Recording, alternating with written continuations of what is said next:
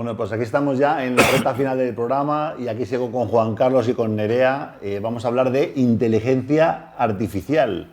Y bueno, todo ha sido a causa de que ha salido un artículo en el Confidencial. Os vamos a poner un pantallazo. Y es, bueno, hay un señor portugués, un investigador que se llama Pedro Domingos, de la Universidad de Irvine, California. Y hablando de, bueno, de los temas de algoritmos con inteligencia artificial, es autor de un libro que se llama The Master Algorithm. Y bueno, el periódico reza así: este visionario de la inteligencia artificial te explica cómo la izquierda radical te manipula. Bueno, pues Carlos se ha preparado el análisis de hoy y cuéntanos, Carlos. Yo voy a prescindir del titular del periódico porque Okay. eso no es exactamente lo que dice. Okay. O sea, que él se refiere indistintamente a cualquier forma de manipulación. Vale. El mundo está un poco sesgado, ¿no? El titular. Sí, claro. En principio, el abuso de algunos tópicos sobre inteligencia artificial lo comparten gente de muchas ideologías, ¿no? El asunto es que, bueno, el otro día, la semana pasada, hablábamos del periodismo. Estuvimos comentando unos datos sobre el periodismo y hablábamos del periodismo como aquello que solía ordenar el mundo cada mañana, ¿no? Entonces, lo recuerdo eso en relación con la inteligencia artificial, porque sobre la inteligencia artificial lo primero que se plantea es cuán inteligente es y hasta qué punto es capaz de imitar o de reproducir la inteligencia humana, ¿no? En particular, si se puede alcanzar la consciencia a través de la inteligencia artificial o no. Y es sobre esta cuestión sobre la que después se plantean todo tipo de temores, por un lado, o sea, que esto va a ser peligrosísimo, los robots nos van a dominar, van a acabar como con Skynet nosotros, o en nos van la a película de Schwarzenegger, ¿no? Claro. Y entonces se plantean pues, problemas éticos de todo tipo, ¿no? Y yo creo que este Pedro Domingos, que es de origen portugués, aunque trabaja en una universidad de California, que es un verdadero experto, o sea, es un investigador de inteligencia artificial, no es un experto de los que hablamos de inteligencia artificial. Sí, que se apunta a la ola, ¿no? Entonces, yo creo que hace una muy buena delimitación de lo que son verdaderos problemas y lo que son bulos debidos a la ignorancia, a la ignorancia y al propósito de defender una postura ideológica, sea cual sea, ¿no? Okay. Todo el mundo puede tener una ideología, eso es muy legítimo, pero no puedes instrumentalizar digamos, un campo de la técnica y el conocimiento tomando el rábano por las hojas y diciendo que es que esto pues, nos va a acabar con nosotros y hay poderes ocultos que sí, la misma problemática que con Bitcoin, ¿no? Que dice, el dinero Bitcoin es malo, bueno, entonces, depende. Esto de los periódicos viene a cuento de que esta cuestión de ordenar el mundo con las noticias del día, que ahora ya es muy dudoso que se haga por toda la profusión que hay de fuentes en Internet y tal, pero ese propósito, un algoritmo, llamémosle como le llamemos, un algoritmo con el nivel de desarrollo que tienen ahora, realmente podría hacerlo. Bastante bien casi todos los días. Okay. Seguro que habría días que lo haría fatal, pero lo podría hacer bastante bien. La pregunta es, ¿eso es inteligencia de verdad? Y para responderla yo creo que habría que pensar si el algoritmo puede ser consciente de lo que está haciendo. Okay. Y la respuesta es que no. Y hoy nadie sabe ni siquiera cómo acercarse a eso. Y esto todos los investigadores que realmente están trabajando en eso, no los opinadores, están de acuerdo. Y Pedro Domingos pues lo explica muy claramente, ¿no? Vale, tenemos ahí la presentación en pantalla. Vale. ¿La puedo poner en pantalla completa para verlo sí, mejor?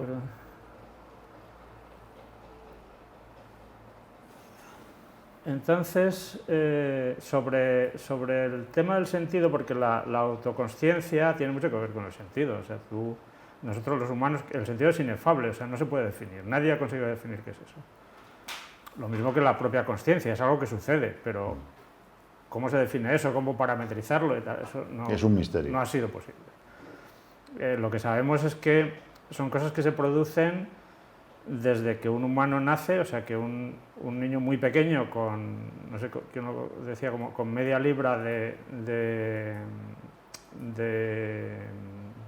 gelatina dentro de la cabeza, empieza a hacer cosas extraordinarias que ningún ordenador puede hacer, que tienen que ver con la autoconsciencia y con el sentido de las cosas, ¿no? Entonces, Edward Osborne Wilson, un biólogo que, bueno, tiene varios libros, pero en este libro que se llama El sentido de la existencia humana, dice que son los accidentes de la historia y no los propósitos de un creador los que generan un sentido. Y esta frase, pues aparentemente va un poco en contra de las supersticiones religiosas, pero realmente va en contra de todas las supersticiones. Y en el campo de la tecnología hay muchas supersticiones, porque al final los esquemas religiosos los reproducimos en nuestro día a día, en muchos sitios, ¿no? Y en el campo de la tecnología también. Y circulan muchas creencias que son eso, son creencias, no tienen nada que ver con la realidad ni con el conocimiento, ¿no? Entonces, un episodio reciente que ha sucedido es el del ingeniero de Google, Blake Lemoine, que de repente publicó unas declaraciones en las que aseguraba que uno de los programas de la compañía, que se llama Lambda, había alcanzado la consciencia. Me parece que hablaba de que tenía el nivel de consciencia de un niño de 7 años, que cuando yo era pequeño, a los 7 años, era la edad del uso de razón. Y además creo que a este hombre le han despedido, ¿no? Le han despedido, sí. Claro, montó un escándalo tremendo, porque en realidad es un disparate. Y Pedro Domingos habla de qué es Lambda, ¿no? Y él dice, es un programa que surgió hace 5 años, dice que es lo más de lo más, dice literalmente, ahora mismo. Es un chatbot que imita la expresión escrita de la persona y engaña a la mayoría de las personas. Es decir, que el test de Turing lo pasa generalmente, ¿no? Aprende, como todos estos algoritmos, analizando cantidades masivas de texto, o sea que puede coger toda la información que hay en Internet y procesarla, y tratando de predecir lo siguiente que vas a decir, ¿no? Es decir, que si te hablas de un tema, pues él puede pensar que haciéndote una pregunta, pues tú vas a reaccionar de una cierta manera o de otra, y que en todo caso te vas a creer que te está preguntando pues con la empatía de alguien que se quiere enterar de cuál es tu posición. Okay. ¿No? Interesante. Pero afirma categóricamente que Lambda no es capaz de sentir absolutamente nada, ni de comprender realmente lo que está diciendo, porque no piensa. Y además dice, de hecho esto ya lo hacía hace 60 y tantos años, un programa que se llamaba ELIZA, que fue el primer programa que se intentó de este tipo en el mundo. Lo que pasa es que lo hacía peor, pero es una cuestión de grado. O sea, y realmente en lo que se ha progresado muchísimo es en la fuerza bruta. Un programa de estos puede manejar cantidades ingentes de información que en ese momento simplemente ni siquiera había dónde meterlo, ni siquiera existía esa información digitalizada, además. Pero si hubiese existido no se hubiese podido procesar. Y después se ha avanzado también en el software, pero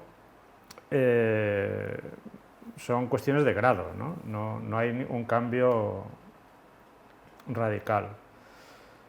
Entonces, bueno, él habla que el programa Lambda y uno que se llama GPT-3, que son sistemas similares, pues lo que hacen es almacenar billones de piezas de texto y por similitud, pues lo que hacen es formar frases y preguntas y respuestas, ¿no? Y lo hacen muy bien, pero eso no es más que repetir cosas que ellos tienen en la memoria, no pueden pensar, ¿no?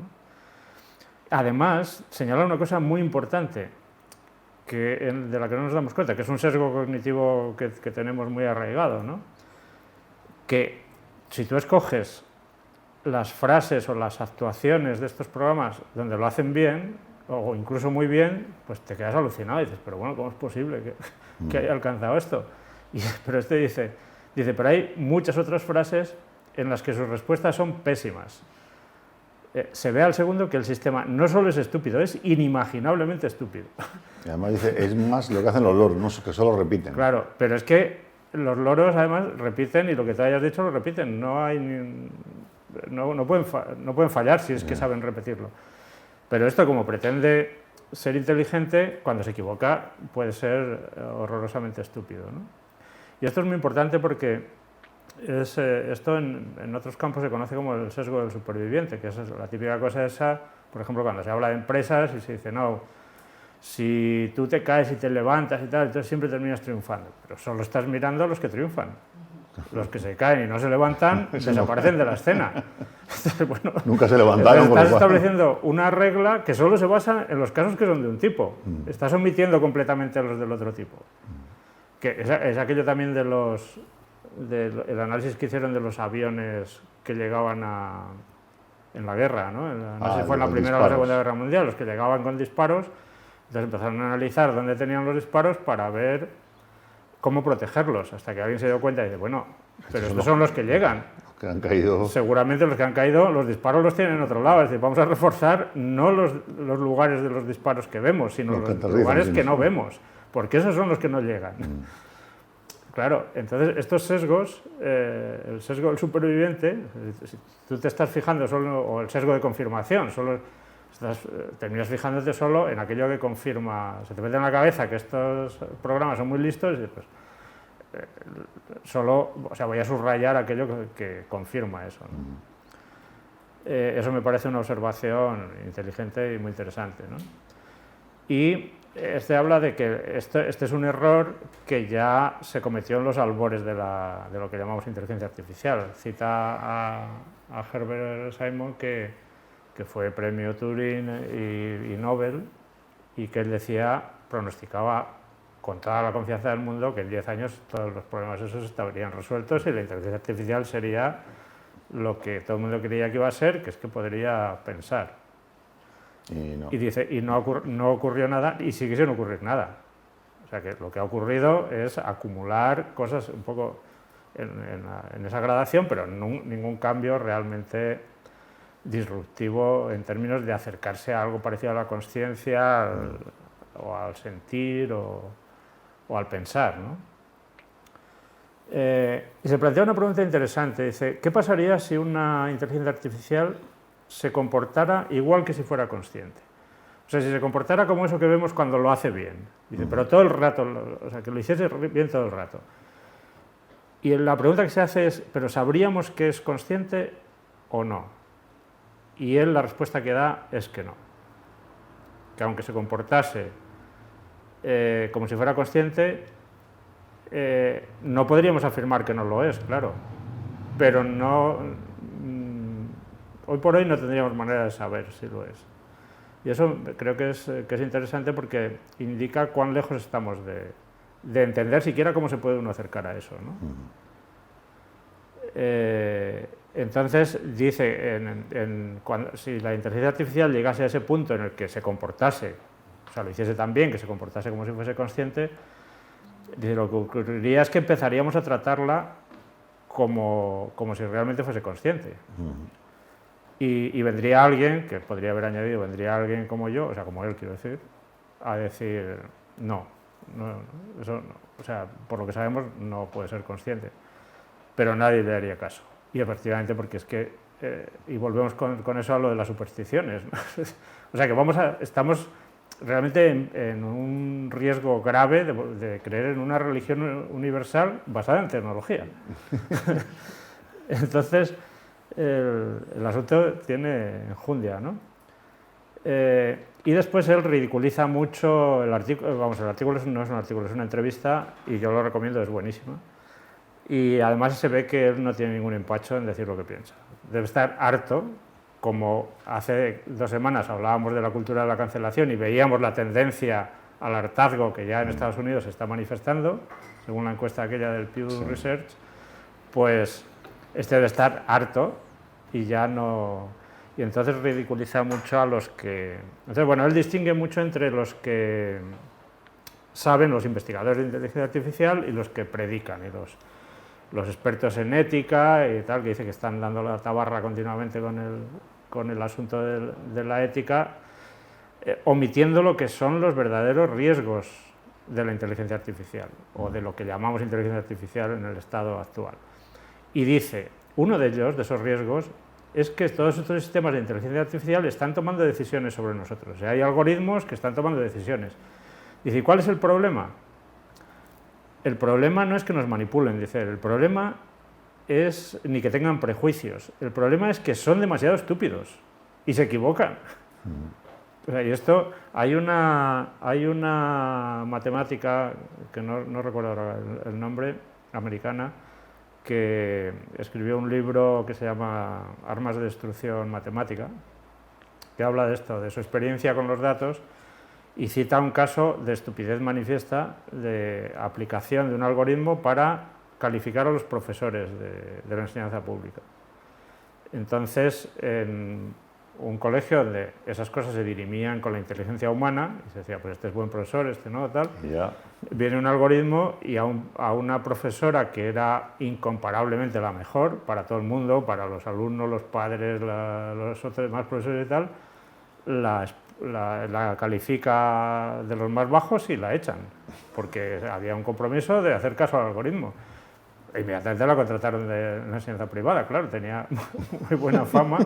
Y dices, bueno, pero realmente es porque hacemos, con los algoritmos, podemos hacer cosas muy estúpidas. Y esa es la historia, que dice, el mayor riesgo de la inteligencia artificial hoy día es que es demasiado estúpida y puede cometer errores graves que... Pero no, por ejemplo, cuando se dice, no, es que cuando los bancos usan un algoritmo para la calificación de crédito, pues discriminan a los negros en Estados Unidos o a los pobres o tal. Y entonces, porque eso lo ha hecho un humano que ha proyectado sus prejuicios, o imagínate a los homosexuales o lo que sea, ¿no? Y esto dice, vamos a ver, en un programa con datos en general no hay manera de proyectar un prejuicio. O sea, tendría que ser una manipulación tan burda, porque un programa que verdaderamente esté estudiando la calificación crediticia, la variable fundamental es el historial de devolución de créditos. Entonces, si tu historial es malo, el programa dirá, este señor tiene mucho riesgo, y si es bueno dirá que tiene poco. Y ahora, si tú eres negro además y tienes mucho riesgo, pues será por otras razones, pero no porque el programa diga que siendo negro te va a calificar mal. Total. Entonces, todo eso que les preocupa muchísimo a los especialistas en ética, realmente cuando vas a ver los algoritmos simplemente no existe. Sí, sobre todo que muchas empresas están implementando sistemas de inteligencia artificial sin saber de pronto que son realmente estúpidas las aplicaciones. Claro. Y puedo contar una anécdota que además me han contado esta misma semana. Quedé con un amigo que está en un proceso de selección para una empresa de cloud de las grandes, solo hay 3. Y en la entrevista estaba el superjefe de la división haciéndole la entrevista y le estaba pidiendo disculpas a él, al entrevistado, porque tenía que ir rellenando la ficha porque luego iba a pasar por un sistema de inteligencia artificial para valorar al candidato, cuando estaba el director de la división, para saber claramente si la persona era capaz o no de hacer el trabajo o de aprender lo que tuviera que aprender para quedarse a trabajar, ¿no? Y incluso le dijo, discúlpame, porque es que ahora tenemos que hacer las entrevistas de tal manera que hay que rellenar esto del algoritmo de la inteligencia artificial porque después lo va a procesar. Dice, pero para mí me parece un candidato perfecto, pero yo tengo que rellenar aquí porque luego la máquina dirá, ¿no? Imaginaros, ¿eh? De todas formas, ya para terminar, él también subraya uno que es muy importante. A ver, los algoritmos en determinadas tareas son muchísimo mejores que los humanos. Centrémonos en eso. O sea, porque hay cosas que hacen muchísimo mejor, muchísimo más rápido, con menos errores, con más objetividad, porque efectivamente un humano sí que puede introducir una discriminación. De hecho, los humanos discriminamos todo el tiempo. O sea, tú te pones a hablar con una persona que no conoces y le estás juzgando. O sea, tu cerebro está haciendo esa operación, porque la percepción, que es el proceso cognitivo fundamental, sirve para tomar decisiones automáticas e instantáneas, que es otra cosa que los robots normalmente no tienen. O sea, no tienen sensores para percibir la realidad. sin percepción no hay posibilidad de pensar, como los humanos. Para los humanos la percepción es prácticamente todo. O sea, el análisis y todo lo que hacemos después lo hacemos bastante mal, eso lo hacen mucho mejor los ordenadores. Lo hacemos bastante lento, confuso, nos perdemos, nos equivocamos continuamente. Claro, cuando usamos ordenadores para eso, para analizar datos, por ejemplo, que es lo que yo hago, pues joder, es que todo funciona muchísimo mejor. Nerea, ¿vosotros tenéis pensado implementar inteligencia artificial en algún momento? ¿O habéis visto en qué parte de pronto? Precisamente sí. Sí, sin duda. ¿Y en qué área de todo esto que tenéis en la app? De pronto la primera, ¿cuál sería? Pues en varias. La primera sería sobre todo en la parte para empresas que hacemos una validación a través de imágenes, pues que puedan leer esas imágenes para detectar si son válidas, si se corresponden con X acciones, etc. Y luego de alguna manera para adelantarnos, anticipar comportamientos de los usuarios y poder personalizar aún más la experiencia, ¿no? Esas son un poco las dos ramas. Bueno, en tema de personalización sí hay buenos récords, ¿no? Y bueno, el reconocimiento de imágenes ha avanzado extraordinariamente porque se han desarrollado los algoritmos no supervisados, digamos el machine learning no supervisado, que es capaz de identificar patrones sin que tú le digas, por ejemplo, pues esto es un gato, esto es un perro, tal, identifica patrones diferenciados por una cuestión de potencia, bueno, y también porque se han introducido las redes neuronales convolucionales, que es un dispositivo más eficaz para tratar esos datos. O sea, que en eso sí que hay avances clarísimos, no se puede discutir. Muy bien. Pues nada, Carlos, ya estamos aquí a final de tiempo, entonces, pues muchas gracias. Seguiremos tranquilos porque de momento Skynet no se va a rebelar contra nosotros ni va a lanzarnos los misiles nucleares a lo loco. No. Bueno, si le dejas, hombre, bueno, si le dejas a un algoritmo gobernar los misiles, pues vete a saber lo que puede suceder. Pero esperemos que oigan el programa y no se lancen por un error o cualquier cosa, ¿no? Pongan de momento tareas más inofensivas, tipo así, juegos de ajedrez o diferenciar una madre de un perrito. Pero vamos, que el algoritmo no puede hacerlo con mala intención. Esa es la cuestión. No le puedes atribuir mala intención al algoritmo. Si lo has hecho mal tú, lo has programado mal o tiene un error... Como siempre hay que echarle la culpa a alguien, ¿no? Pues a ver si ponemos el algoritmo y le podemos echar la culpa. Muy bien, pues chicos y chicas, hasta aquí el programa de hoy. Espero que hayáis disfrutado.